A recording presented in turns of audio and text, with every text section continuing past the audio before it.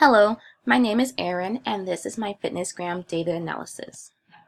I reviewed data from elementary, middle, and high schools in the Pomona Unified School District.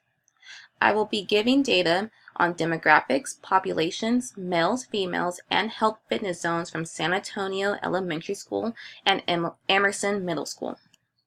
I went to elementary school at San Antonio, and now my nephew attends this school. In the 2017-18 school year, there were 75 fifth graders being tested, 42 being female and 33 male, with all being predominantly Hispanic. Here are the percentages on how the students tested. When combining all scores, only 7 out of 75 students are in the healthy fitness zone for all 6 areas. Most are only in 2 of the 6 areas.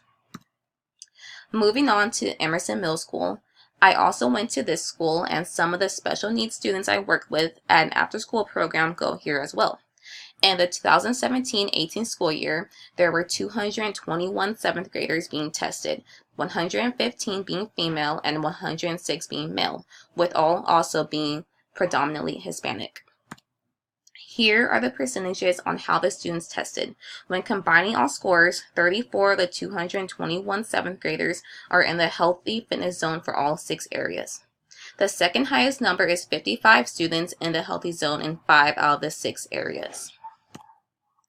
Other than demographics being almost identical, both schools also have low health fitness zones in all 6 areas and are scoring highest in trunk extensions and remaining stable with flexibility. The differences include the fact that Emerson does have less health risk, San Antonio's females perform better than males, and they have no students that did not make at least one area of the healthy fitness zones.